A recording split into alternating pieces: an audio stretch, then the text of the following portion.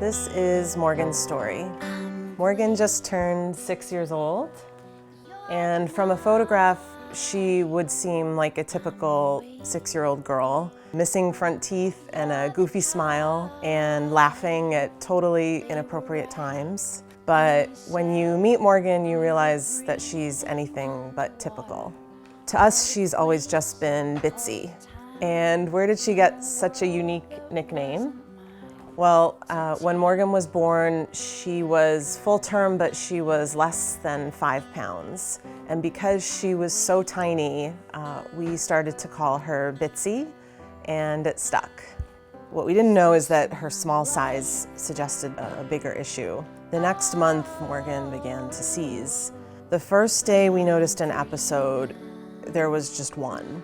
And then the next day, there were 3 episodes, and then after that, it seemed like she was seizing almost every 15 minutes. Her dad and I had no idea what was going on. We had no experience with a seizure, and we didn't recognize what was happening.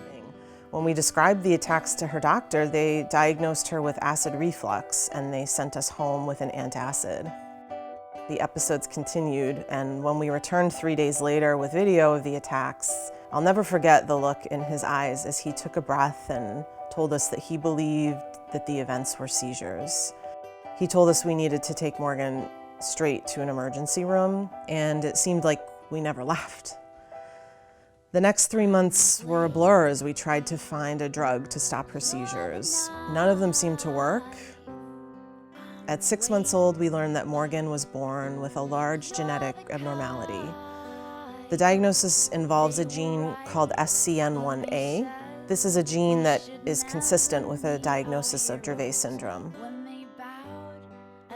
We thought that finally having a diagnosis would mean we could help Morgan get better, but unfortunately, she only seemed to get worse. Dravet syndrome is highly resistant to medications. Most families struggle to find a combination of drugs to control the seizures, which can strike at any time.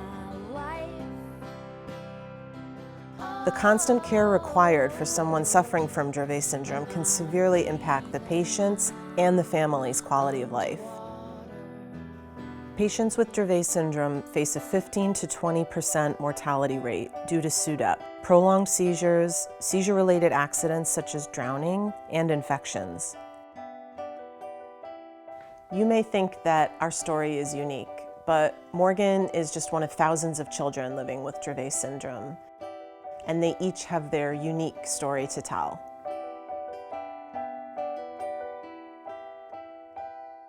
The Dravet Syndrome Foundation is committed to finding a cure for this horrible disease and providing support to kids like Morgan until they do. We have no control over this disease, but we will not give up until we find a cure.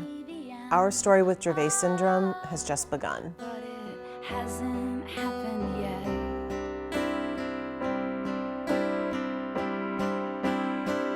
Is this my